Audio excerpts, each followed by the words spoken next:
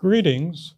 I'm Dr. John Licciardone, Executive Director of the Osteopathic Research Center at the University of North Texas Health Science Center, Texas College of Osteopathic Medicine.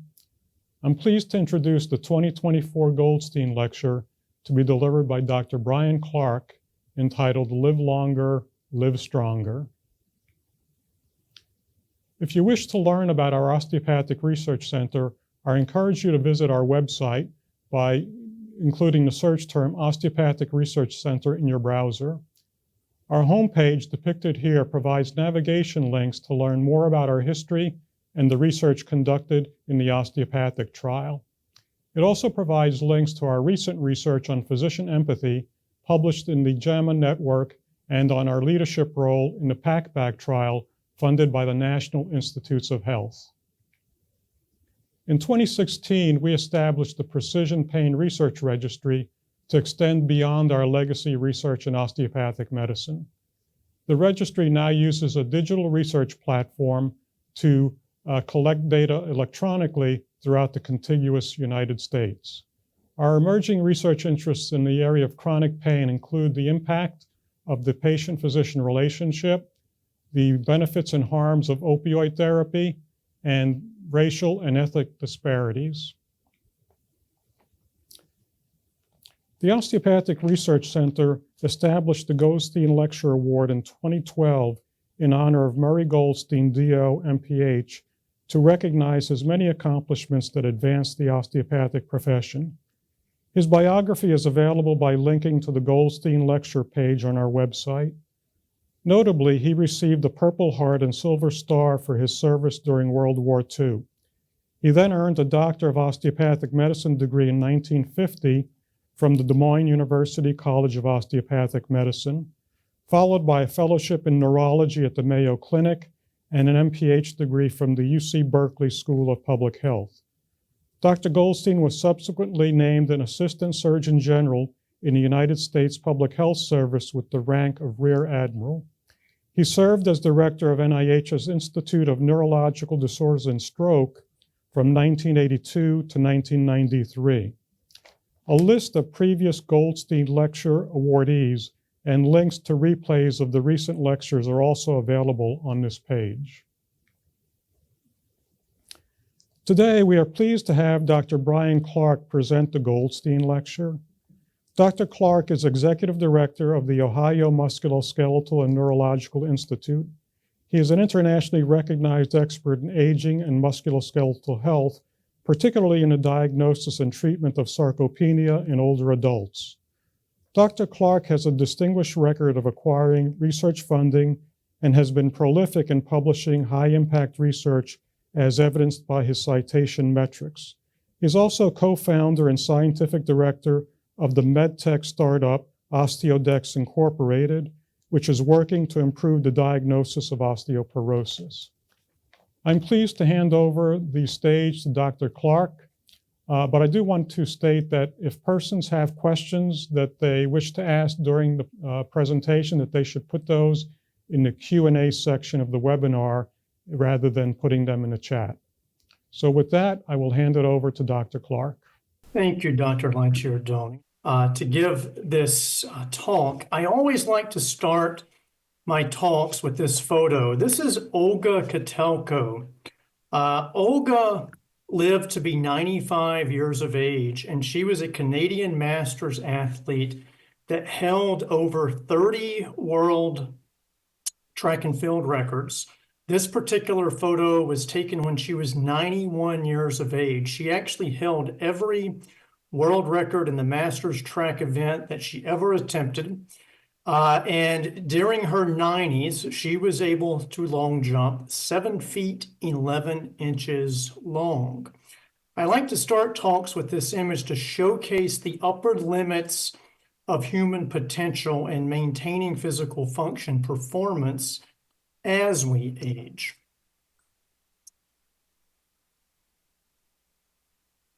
And I'm just going to get the pointer on. Give me 1 second here.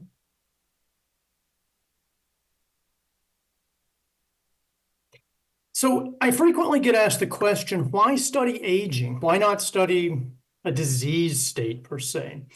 And this is actually a figure that I've adapted from Matt Kaberlein from about 5 years ago that I think makes a really compelling case for why studying aging is so important.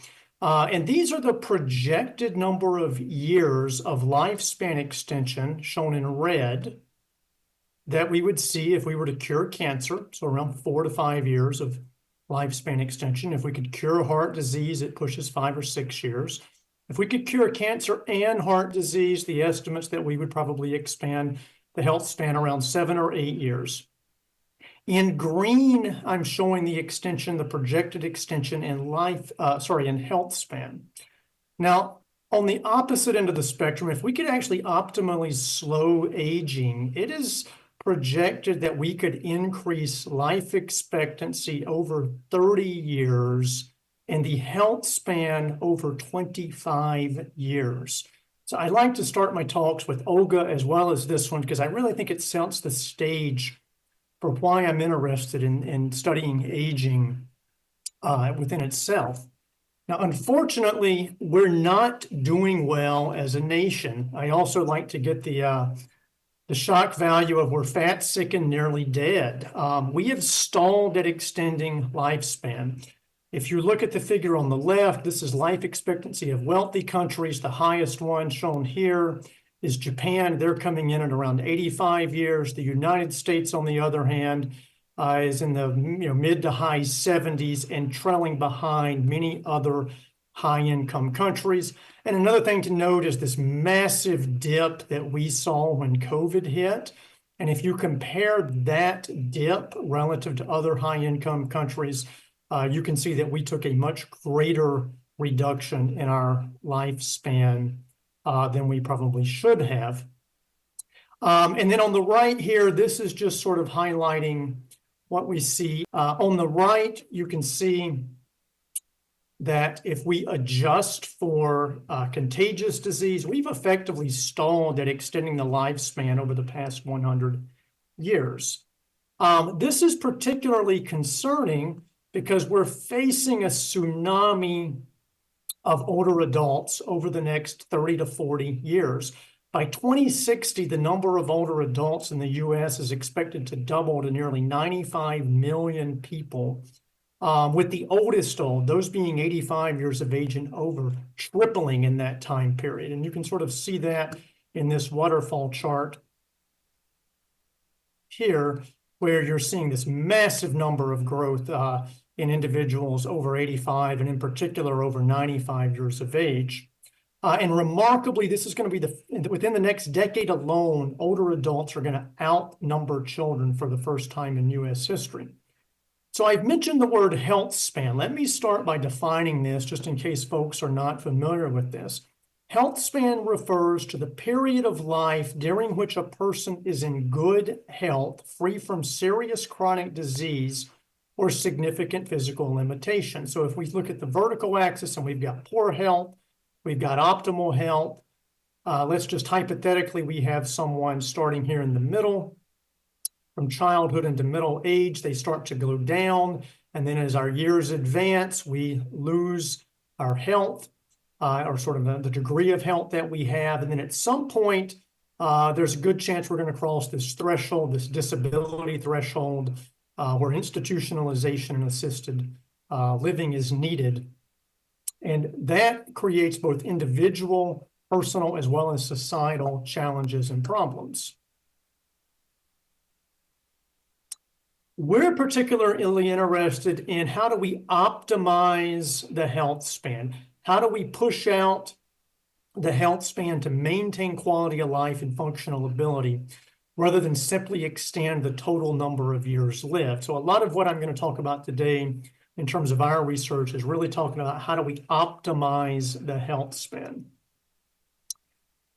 So globally, the lifespan exceeds the health span by nearly a decade. So this is world, not just in the US, this is the world where we've got nearly a decade of a health span minus lifespan gap. And this is highlighted by over 25% of people in Europe reporting severe difficulty in carrying out personal care or household activities. And in the US, 30% of women over the age of 65 and 15% of men over the age of 65 report that they cannot lift or carry 10 pounds. That's barely over a gallon of milk. That's 1.16 gallons of milk that 30% of women over 65 and 15% of men over 65 report that they cannot do. That obviously comes with major personal and societal burdens. And this is really the interest of my lab's work, and we're interested in improving the diagnosis, treatment, and prevention of sarcopenia, frailty, and osteoporosis. I'm going to talk to you about a broad swath of work today that we've done. These will range from basic studies on the neuromuscular mechanisms of age-related impairments in muscle function, which I'll commonly refer to as sarcopenia, to the development of some new technologies to improving the diagnosis of sarcopenia and osteoporosis, as well as a number of clinical trials that we have conducted on novel drugs as well as exercise. I like to conceive of our work as being translational physiology in nature. I'll tell you a little bit about my background in a second. But today I see myself and our lab being in this sort of translational physiology, where we're at the intersection of the bench to bedside, with the overall goal being to develop interventions that enhance the health span and promote healthy aging. Now, this little figure on the right, this is just a figure that I asked ChatGPT to create if I sort of put in what our lab's mission is, and this is its sort of conceptualization, which is a pretty fair and accurate representation. But again, I want to come back to Olga, and I want to highlight that in reality, we're not really interested in frailty and sarcopenia. What we're really interested in is how do we prevent that? How do we mitigate that? And what are these lifestyle and other factors that we can do to promote healthy aging? So for a little bit of background on me so that you kind of understand where I'm coming from. I grew up in North Carolina. I got my undergraduate degree in biology in 1998 from Western Carolina University, where I was also a cross-country and track and field runner. That sort of personal experience in competitive track and field led me to have a personal interest in exercise physiology. So when I graduated college, I moved to Syracuse, New York to begin a master's degree in exercise physiology at Syracuse University, not really knowing what I wanted to do. I just knew I had an interest in exercise physiology, broadly speaking. While I was pursuing that degree, I also did a certificate of advanced study in gerontology. To be very candid, my interest in pursuing that certificate of advanced study was largely because it was an extra thing to put on my CV. And in doing that, though, I gained a great deal of appreciation and respect for the field of aging, for gerontology, for geriatric medicine. And I think that was actually probably as critical as any of my formal training into doing what I do today. After I finished those degrees, I received my PhD in neuromuscular physiology in 2006. And over the years, I was also a NASA graduate student research fellow, and I've also done some formal training in transcranial magnetic stimulation at Beth Israel. I came to Ohio University in 2006 as a faculty member in the Department of Biomedical Sciences, and in 2008, I took over directing the Ohio Musculoskeletal and Neurological Institute. I'm just showing a photo of our research institute group here at OU. That was taken this past spring, as well as a photo of Athens, Ohio. But I also want to point out that while we're based out of Athens, Ohio, our research group has become very prolific and is collaborating with folks all over the world. In the upper right-hand corner, you can see a collaboration map of our team, and you'll notice that we have collaborations on most of the continents in the world. So I never know how to go about talking about our work in these kind of talks. I never know whether I should focus on one specific aspect, go really, really broad. Today, I'm going to try to weave sort of between the two different ends of that spectrum. And I'm going to specifically talk about our lab's contributions to science in three specific areas. Basically, what I'm wanting to focus in on is what have we learned over the past 25 years since I started into this field? The first part of the talk is going to focus on the neuromuscular mechanisms of muscle weakness, fatigue resistance, and mobility limitations, with a heavy focus on sarcopenia and muscle weakness in particular. The second part of the talk is going to pivot to talk about the development of innovative technologies for improving the diagnosis of sarcopenia and osteoporosis, and focusing particularly on our work in osteoporosis. And then the third part is going to come out to a broader level and talk about what can we do as an individual right now? What do we know about the modifiable lifestyle interventions to enhance physical function and independence in older adults?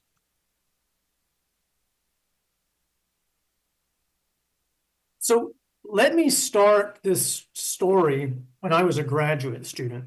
It was a little over 20 years ago, and I had received a NASA fellowship to study the neurological and muscular mechanisms of disuse-induced weakness. So we had known for decades that if we take an astronaut and we fly them into space for a prolonged period of time, they lose massive amounts of their motor control and their muscle strength. We didn't know why.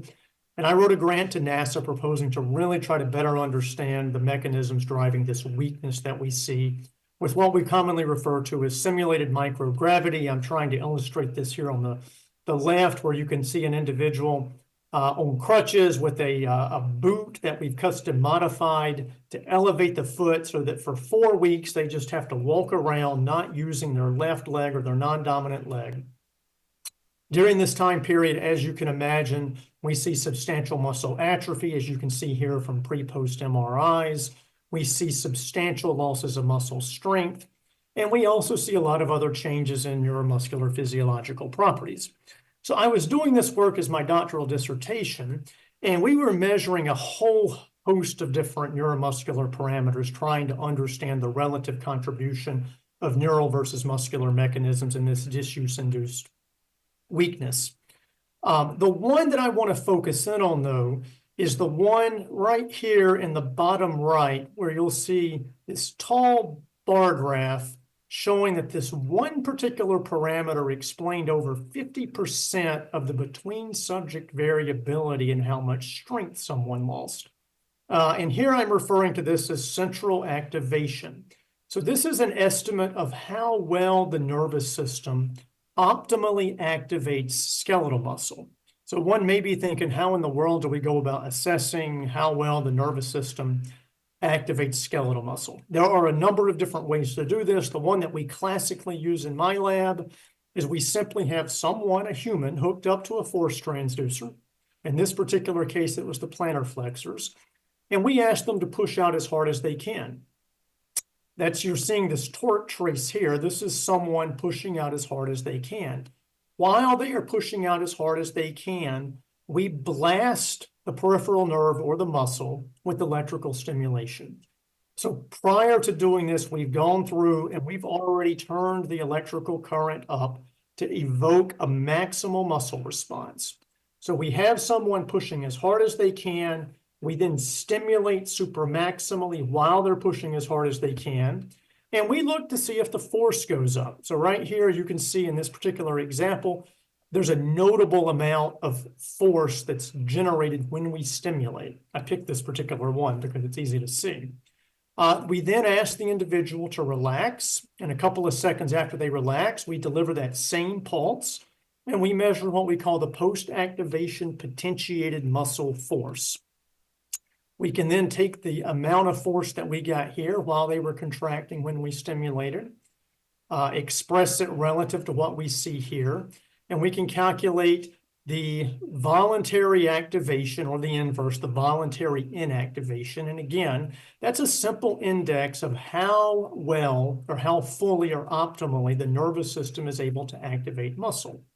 So when we had placed individuals on this crutch paradigm for a month, we observed that this particular parameter was explaining more than 50% of the between subject variability in force production. And again, this was part of my doctoral studies that I was doing at Syracuse University at the time, studying under Lori Ploutz-Snyder, who's now at the University of Michigan. And this was sort of what launched me into the field of aging. And you're probably wondering, how do I go from studying astronauts in space to aging. And there's two different sort of scenarios there. But the big one is that I observed and I understood some of these classical principles that we had learned in that study, as well as we knew in exercise physiology, relating to the critical importance of the nervous system and muscle function. And this was the mid-2000s, and I was sort of looking at the field of aging, starting my independent research career, looking for funding opportunities. And I sort of observed at that time that the field of aging had largely viewed sarcopenia, which is today referred to as the age-related loss of muscle strength and mass. But back 20 years ago, most folks in the field conceptualized sarcopenia as the age-related loss of muscle strength. So the first paper proposing the term sarcopenia was actually in 1989. That's when the term came around. And by the mid-1990s, it had grew in its concept and its flavor. And Bill Evans, in particular, wrote a paper in the Journal of Gerontology Medical Sciences that noted that the age-related loss of skeletal muscle was referred to as sarcopenia, and it was the direct cause of age-related decrease in muscle strength. So it was sort of assumed that the degree of atrophy that we experience was age, was fully explaining the loss of strength.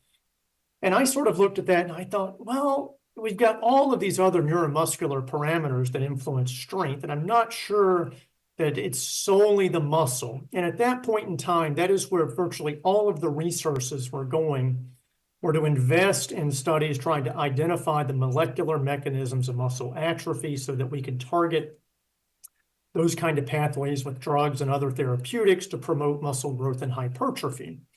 And so in about 2006, myself and Todd Manini, who's now at the Institute on Aging at the University of Florida, we went to graduate school together. We wrote an article for the Journals of Gerontology titled "Sarcopenia Does Not Equal Dynapenia."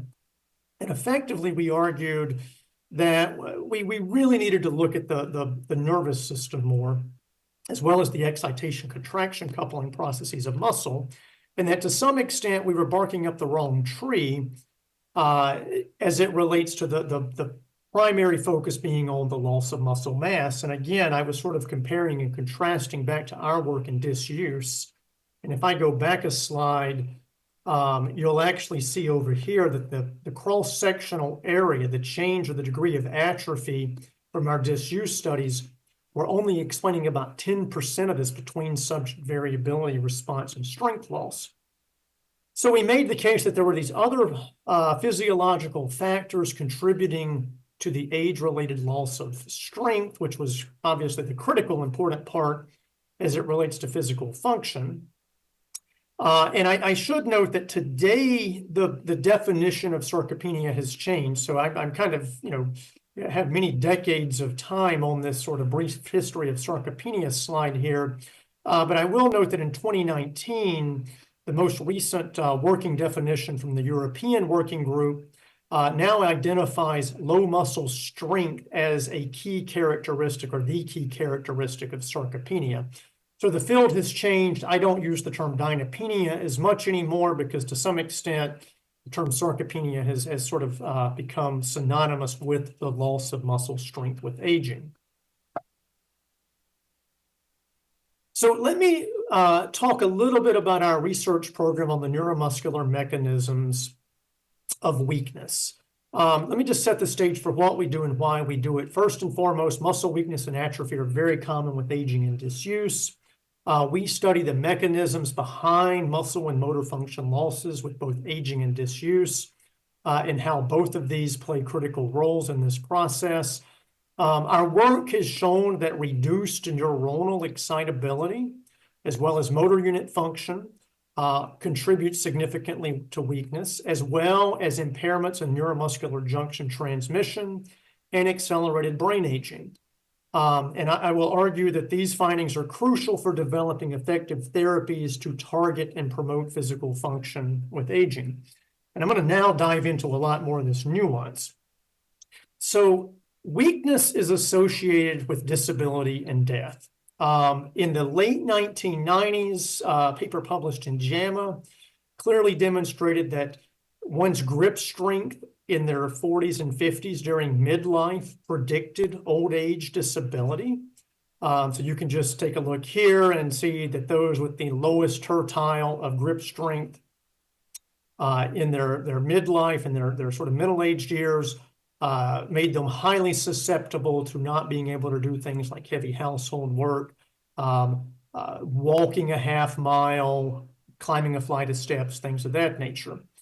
Then about 7 or 8 years ago, a paper published in The Lancet effectively demonstrated that grip strength, once you're over a certain age, is a more robust predictor of death than systolic blood pressure, which resulted in many scientists and clinicians calling for grip strength to be considered a key vital sign. And then a few years back, we published a paper in JAMDA, the Journal of the American Medical Directors Association, demonstrating that weakness was causally associated with early mortality. This was using the health retirement study data where we did a matched cohort analysis, and you can see that individuals who were weak in a longitudinal study demonstrated a much greater risk of early death. Now, let me pivot to, and I'm going to start at a high level and we're going to work our way down. Let me pivot so that everybody comes into this with a basic understanding of the neuromuscular mechanisms of force generation. So anytime we ask our muscles to generate force, we first have to trigger the motor cortex to generate supraspinal descending drive. So effectively, the brain has to generate action potentials. They're going to travel through the brain and down to the spinal cord. At the level of the spinal cord, these signals in a healthy functioning individual will activate alpha motor neurons. These are your large motor neurons that innervate your extrafusal skeletal muscle fibers. And assuming you have successful neuromuscular junction transmission, this is going to result in an electrical signal moving from the nerve action potential to the skeletal muscle. And that's going to then trigger the series of events that are involved in the excitation contraction coupling process.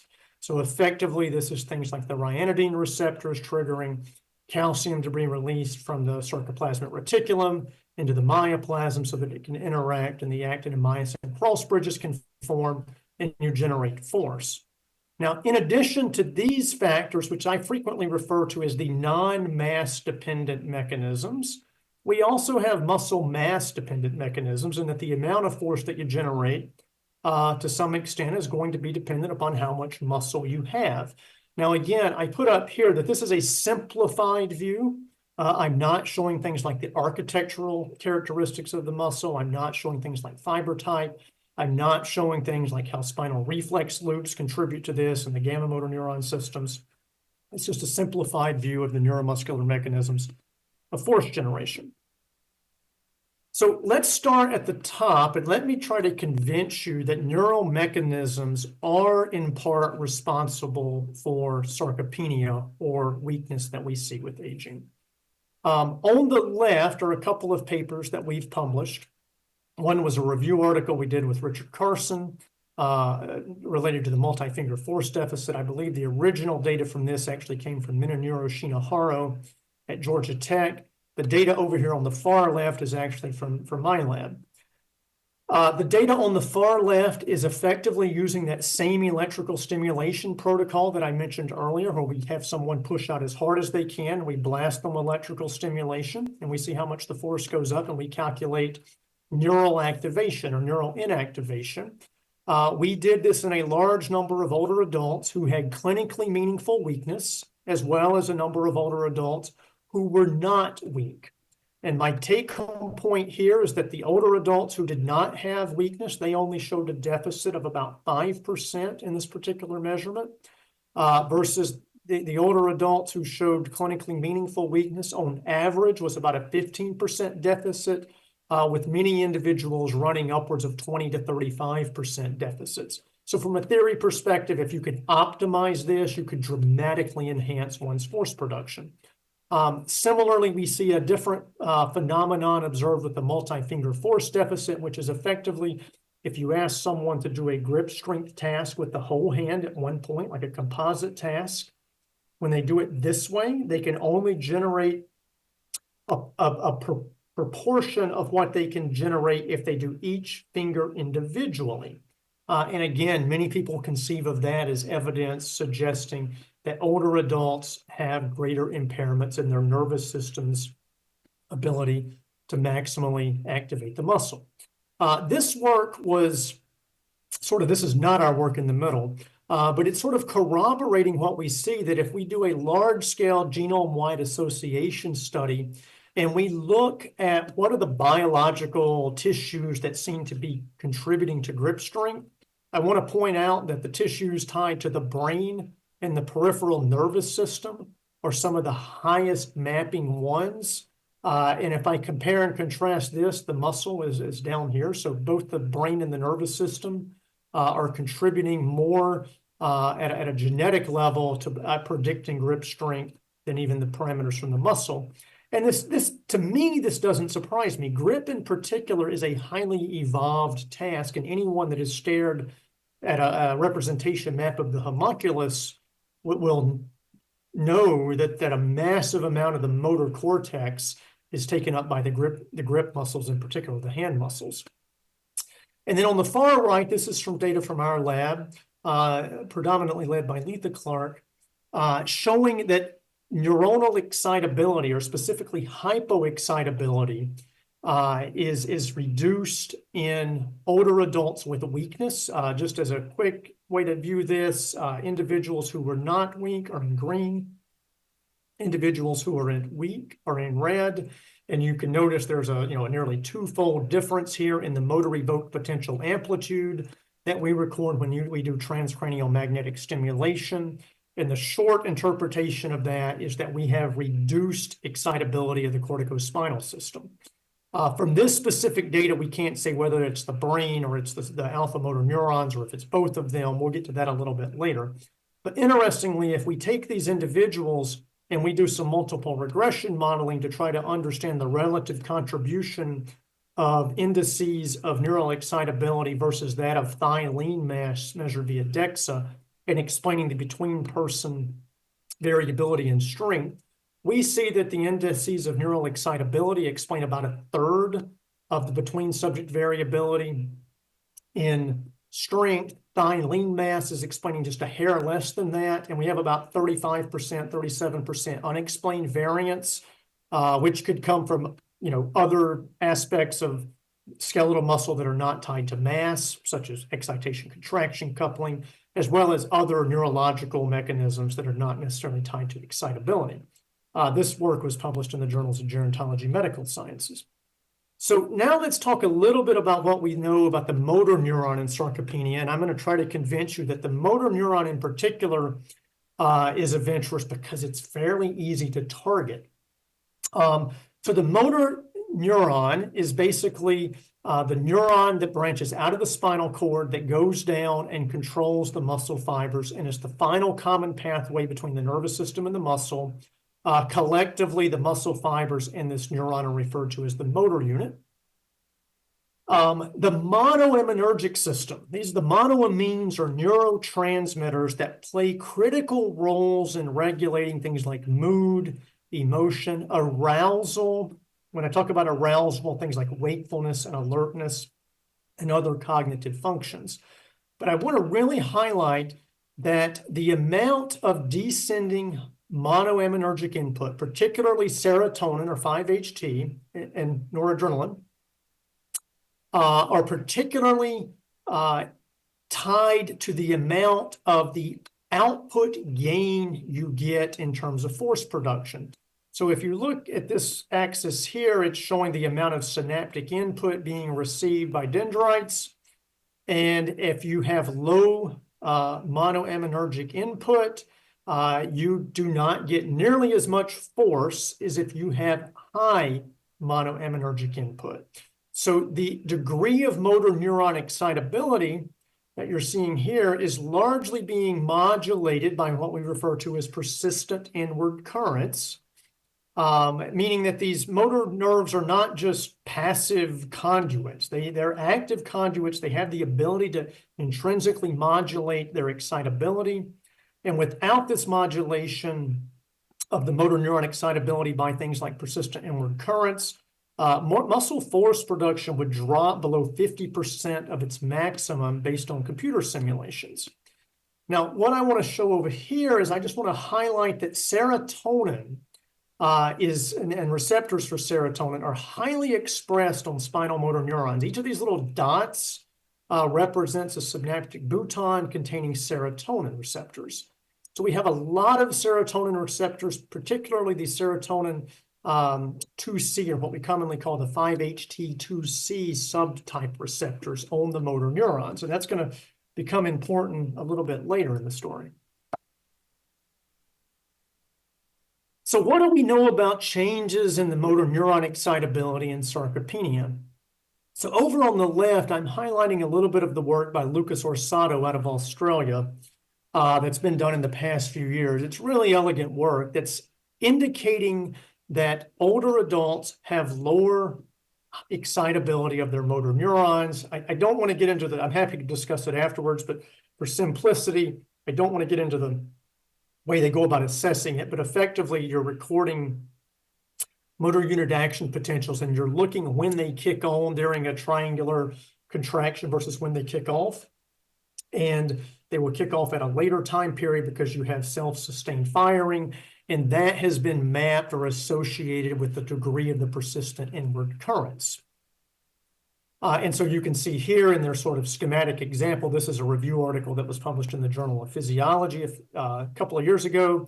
It's suggesting that lower persistent inward currents are contributing to motor neuron firing in aging, meaning they have less force output.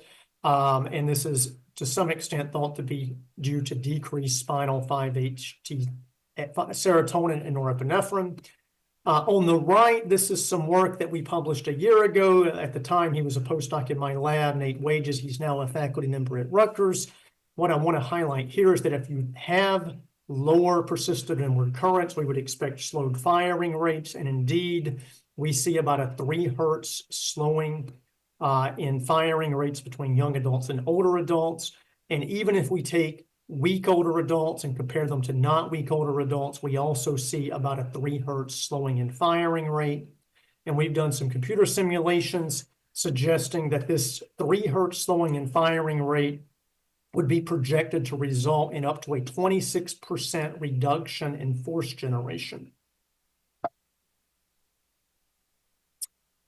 So this is some unpublished work. I work closely with the neuromuscular medicine physician, Dave Arnold, who's now at the University of Missouri, heading up their next-gen precision medicine initiative. And this is some work that's literally hot off the press. We have not even submitted this. We're currently working on the manuscript. But this is sort of tying the whole story together, except that it's in a preclinical model. So I'm going from humans and I'm going to work back to the rodent model. Again, I said that I kind of conceptualize our research as largely translational physiology, spanning between the clinic and the bench and the bedside. Dave took C57BL6 mice, recorded motor evoke potentials by directly electrically stimulating the motor cortex, did cervical medullary stimulation or cervical stimulation by stimulating the spinal cord to get an index of excitability of the motor neurons, and also did stimulation to assay out the compound muscle action potential to assess muscle excitability. And what I want to highlight is consistent with the human data. We see a reduction, whether this is normalized to the CMAP or whether it's in absolute terms, it's very similar. We see a reduction in these cervical stimulated action potential, suggesting a lowering of motor neuron excitability. And in these same mice, the older mice, we see that they have reduced performance on things like rotor-rod test, which is a test of motor coordination, as well as a test of functional strength, which is a weighted cart pull test where the little mice are asked, basically they tape a little cart to their tail and they climb a ramp to get a reward and they see how long it takes. Now, we also took a 5-HT2C agonist. This is the drug lorcaserin. It's not approved by the FDA. It was approved, it got pulled. It was a weight loss drug initially, it did not work very well, and it had some safety effects. So the risk benefits resulted in that being pulled from the market. It's now back in preclinical testing for some other conditions. This work was not funded by pharma. This was work funded solely from NIH. So I'm not here representing the pharma company on this. But when we give this 5-HT2C agonism, we observe that we do, as we would have hypothesized, we get an increase in this index of spinal motor neuron excitability. But I also want you to notice that we get enhancements in rotarod performance with as little as about 0.7 milligrams per kg dose. That's a very low dose, as well as we get a slight enhancement of about 15% in this functional strength assessment. Now, concomitantly, we also gave a 5-HT antagonist, cyproheptadine, which we expected to have the opposite result, and indeed, it resulted in a reduction in the index of spinal motor neuron excitability. Blue is saline, green is showing the within mice change in with lorcaserin or the agonist, and then you can see that the antagonist drops it down, and that this was also associated with a reduction in rotarod performance and grip strength testing. So preclinical testing right now is indicating that 5-HT2C agonism may be useful in enhancing motor function. This is again in aged mice. And over here on the right, this is just sort of an example of how we envision this potentially being used. It's not something that in my mind you would envision using early on. It's what I would consider sort of a rescue kind of approach, that as someone is approaching this physical disability dependence threshold, it could be a potential neurotherapeutic to maintain someone above this threshold for as long as possible to delay the nursing home or assisted living facility. We've also done work, and I'm going to not go into as much detail on this for the sake of time. We've done work looking at NMJ transmission failure. This is using things like stimulated single fiber electromyography, where we place an indwelling electrode into the muscle fibers. We find a nerve twig upstream of that fiber, and we directly electrically stimulate the nerve twig, and we measure the response between the nerve action potential and the muscle. We've done this in both mice, rats, and humans, and we consistently see over here on the far left, this is showing that around 20 to 40%, I think the average is about 25% in aged mice, the action potentials are not being transmitted at all. Over here on the middle panel, this is in weak older adults or sarcopenic older adults. And again, we're seeing that about 15% on average of these action potentials are not being translated. And in both mice and humans, this degree of sort of neuromuscular transmission efficacy is correlating with functional endpoints, in this particular case, the muscle quality, which is basically the amount of muscle strength someone can volitionally produce normalized to their MRI-derived muscle volume. We're currently finishing up some work identifying the potential mechanism, and we've observed that there's that aging results in a loss of localized enhancement of postsynaptic excitability at the NMJ, heavily tied to the voltage-gating sodium channels. You can see in red in a young and an old, this is actually humans, that you have reductions in these NAV 1.4 sodium channels, and that this is resulting in a reduced area of the NAV 1.4 channel. And if we give a chloride channel inhibitor to try to enhance this, we can actually enhance the force production shown acutely here by about 15%. And I should note that this particular study was funded by NMD Pharma, and so there is a conflict there. We've also done work looking at the effect of various anabolic therapies that can enhance muscle mass, and how does that relate to enhances in physical function. We've been involved in 2 different randomized controlled trials of myostatin inhibitors for potentially enhancing muscle mass and function in both healthy older adults and sarcopenia older adults. The data on the left is showing that when we give a myostatin, this is when we assess muscle mass with MRI, we observe that a myostatin inhibitor robustly enhances mass about 3%, which may not seem like a lot, but that's a fair amount in reality.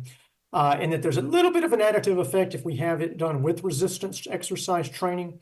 However, in healthy individuals, it's not translating to an enhancement in physical function. In this particular case, the change in 1 RM leg strength following treatment. And similarly, when we did a phase 2 trial in sarcopenic older adults and we assessed lean mass using DEXA, we observed an increase in lean mass with the myostatin inhibitors, but it didn't result in a robust increase in function. Again, I would argue it goes back in all likelihood to the fact that the functional output of muscle is heavily dependent upon a lot of other mechanisms. So I'm going to pivot now and talk about the second part of the work that I wanted to highlight. And this is the development of new technologies to improve the diagnosis of sarcopenia and osteoporosis. We're currently working with Myolex, which is a startup company that's spun out of Beth Israel and Harvard, founded by Sword Rutkov, to assess the potential for electrical impedance myography to be used as a point-of-care diagnostic for sarcopenia. I'm not going to talk about this work beyond just mentioning it there. What I mainly want to focus on is the cortical bone mechanics technology that I've been working with a team from OsteoDX for nearly a decade now to develop. And this is a technology that basically uses the same engineering principles that engineers use to assess the structural integrity of bridges and buildings to determine whether they're structurally stable.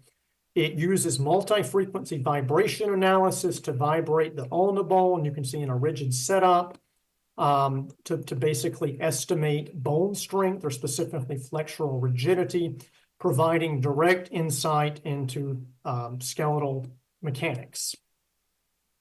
So the significance of osteoporosis from a numbers perspective, globally, we have over 13.5 million fractures per year.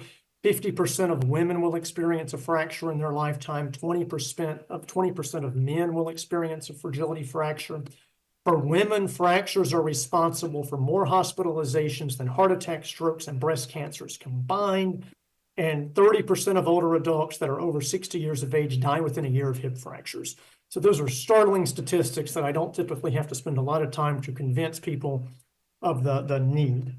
The problem that we face is that the current standard for diagnosing osteoporosis, which is DEXA-derived measurements of bone mineral density, while they're the best we have, they're far from perfect. There's notable limitations that are well recognized. They have bone mineral density has very low sensitivity. I'm talking on the order of 0.05 to 0.14 for identifying those who will go on to fracture. The rate of bone mineral density loss is not predictive of fragility fractures. You get some value added with fracs, but not a ton. And when bone strength is improved and fracture risk is reduced via bisphosphonates, less than 20% of that observed reduction in fracture risk is actually linked to increases in bone mineral density. So we've known this for a while. This led myself and a team from Ohio University, initially led by Ann Laux and Lynn Bowman, who have subsequently retired, but we've continued to work, to continue to try and develop cortical bone mechanics technology. Again, this is just sort of a setup of an individual being tested where you have a acceleration probe vibrating the bone, measuring the frequency response function back. And based on the relationship between displacement and force, we can estimate bone stiffness. And I will go ahead and say we've demonstrated that estimate of bone stiffness is near directly proportional to actual bone strength. This is just an up-close view of the testing setup, as well as acknowledging my colleagues at OsteoDX. We started, I think it was in 2016, we had a startup company spin out of Ohio University that's working to commercialize the technology. But effectively, the data that we get is a frequency response function that we plot compliance versus frequency. And you can clearly see two different modes. You can see the bone peak occurring at around 150 to 250 hertz or times per second. And then you have the soft tissue or the skin peak. We use this data to fit it to a 7-parameter model that models the mass stiffness and damping of both the bone and skin to estimate bone strength. A lot of folks ask us, why do we assess the ulna? There's 3 reasons for that. One is that the ulna is predominantly cortical bone, as you can see here. And after the age of 65, the vast majority of bone loss is the cortical bone. And after the age of 80, virtually all bone loss is cortical bone. The ulna is also highly prone to be used for a high-fidelity 3-point bending test.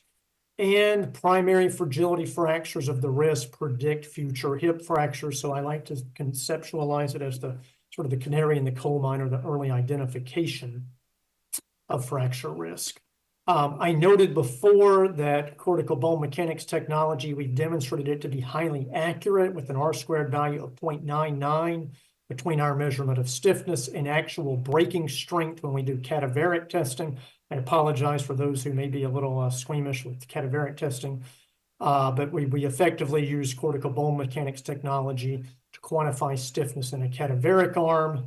We then excise the ulna and we break it. We also do micro CT imaging and CT imaging to estimate things like interosseous diameter and cortical porosity. And this technology appears to outperform all, as well as DEXA, outperform these tests in estimating bone strength. We've also done studies where we place cadaveric tissue into potassium hydroxide to grade the collagen protein and to grade or weaken the bone. And when we do this for a set period of time, 39 hours specifically, we observe that this potassium hydroxide is not causing any notable change in the bone mineral density, but that we observe 20 to 30% changes in both the stiffness observed with cortical bone mechanics technology, as well as that observed with more classical quasi-mechanical testing. We also just finished a nearly 400-person fracture discrimination study that we call the Stronger study. This was of, I think, 390 something odd women between 50 and 80. 1/3 had a fragility fracture, 2/3 had not. Everybody got the cortical bone mechanics test. Everybody had hip and spine test for bone mineral density. And we examined the sort of the area under the curve for sort of the classical sensitivity specificity sort of analysis. The cortical bone mechanics technology, sort of shown here in the dark purple, is outperforming your classical bone mineral density measurements in fracture and discriminatory accuracy of fractures.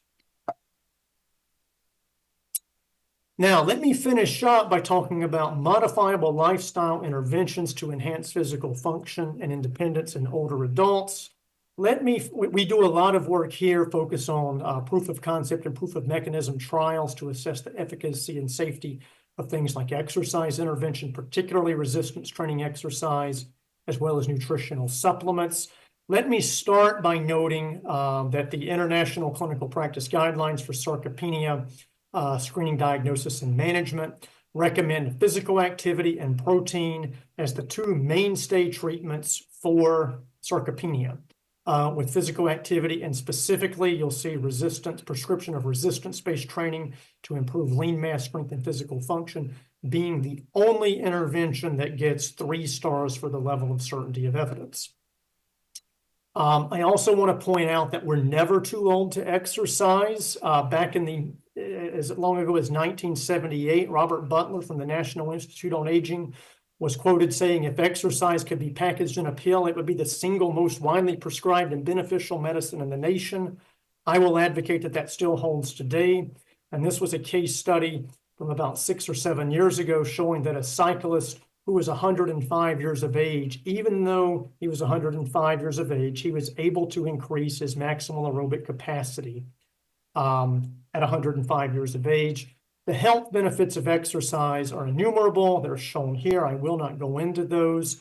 But what I do want to point out is that if we look at people over 65 years of age, only about 26% of individuals are meeting the CDC's recommended minimum of aerobic activity. Only around 5.3%, sorry, only 12.9% of older adults meet both the resistance exercise training and the aerobic training guidelines. So less than 1 in 10 older adults are engaging in the frequency and intensity of aerobic and resistance exercise training that is recommended as the minimum that the CDC recommends for an older adult.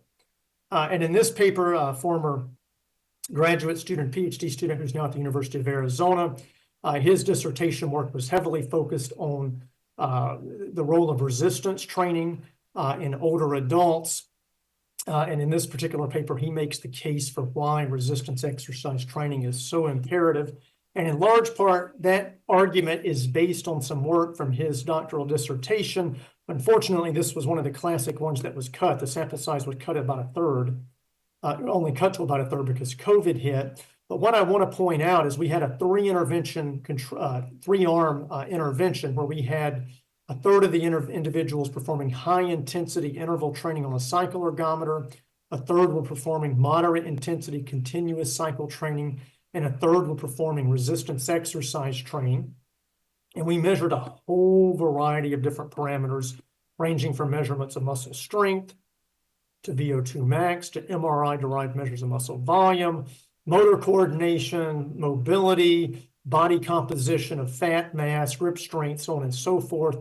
Some of these where things are going down, that's actually considered beneficial. It's like a chair rise time going down. But what I want to point out is that the resistance exercise training group showed positive adaptations in virtually every domain. And this is just a quote straight from the conclusion. This pilot study should be interpreted cautiously because of the sample size, but these findings suggest that resistance exercise may be the most effective of the three studied exercise strategies for older adults, as it can induce beneficial adaptations across ultimate domains. And again, I come back to this because only 5.3% of older adults are actually performing resistance exercise training only, and 13% are performing both. So we have only 17% of older adults in the nation who are actively engaging in the minimum resistance exercise training that is recommended. A couple of things I also want to point out here is that there seem to be two keys to having positive or optimal adaptations. To optimize strength gains, intensity of resistance exercise training is dead key. This is just showing, and this is actually from a meta-analysis showing a linear regression for the incremental increase in intensity and how that relates to greater strength gains. And you can see that there is a notable increase in strength gain associated with exercise intensity. And then similarly, when we think about optimizing the change or the growth of muscle and the induction of positive hypertrophy or increases in lean body mass, the volume of exercise, of resistance exercise done appears to be key. So both the intensity and the volume are key parameters to strength gain and hypertrophy. Now, unfortunately, I wish I could say that everybody was going to respond super favorably to resistance exercise training. We actually don't see that. This was a paper we published a few years back demonstrating the heterogeneity or the variability of the strength response to progressive resistance exercise training. And you'll see that about 2/3 of the individual, well, really about a third of the individuals showed a really robust increase in their muscle strength. About a third of them showed a modest change. And about 20% actually showed slight decreases in strength.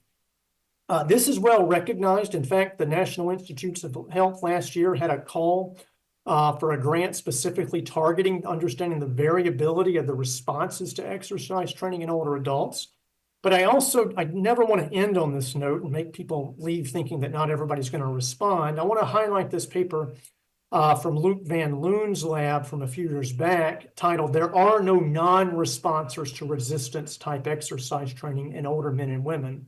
In this study, they did it for 24 weeks. Many studies will do this for 3 months, including our own. And one of the things they showed is that if you do it for 6 months, Many of these people who were non-responding turn out to respond. They just have a slower adaptation, but not always. But if you take multiple measurements, so this one's body mass, leg press, leg extension, and chair rise time, they typically, while they may not always respond, say with an increase in lean body mass, virtually everybody is responding to some sort of a favorable functional adaptation. So let me see if I can conclude. First part of the talk on neuromuscular mechanisms of weakness. What have we learned? The causes of sarcopenia are multifactorial, involving a loss of muscle mass, muscle quality, and neural activation. Nerve excitability, particularly the alpha motor neurons, and NMJ transmission failure are likely key culprits. Increasing muscle mass does not always lead to improved mobility and physical function. And I want to leave you with my argument that holistic approaches targeting both muscle and neural deficits are essential, given the varied factors that contribute to weakness. And that as we look to the future, we should give more thought to how do we tailor neurocentric and muscle-centric interventions to the specific degree of nerve versus muscle impairment to optimize the response. When it comes to enhancing the diagnosis of osteoporosis, I want to highlight that the current diagnostic standards are limited in identifying patients at fracture risk, in part because they fail to assess the contributions of overall bone structure and quality.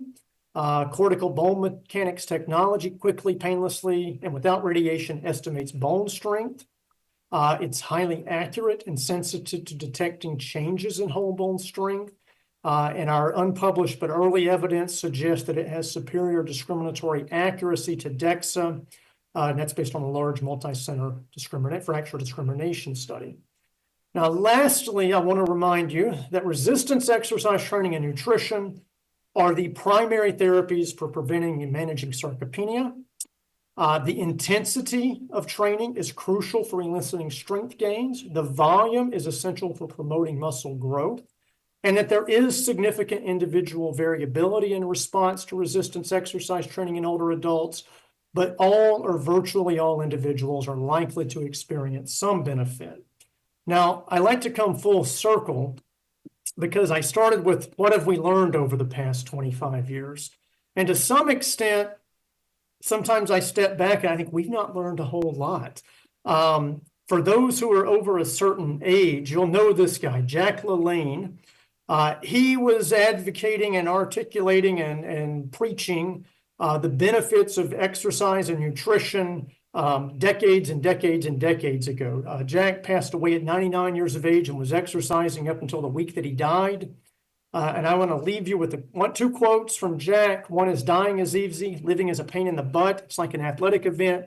You've got to train for it. You've got to eat right. You've got to exercise. Your health account, your bank account, there's the same thing. The more you put in, the more you can take out. And a simple but arguably very beautiful one: if man made it, don't eat it. So lastly, I will acknowledge my grant funding as well as conflicts of interest that supported the work over the years.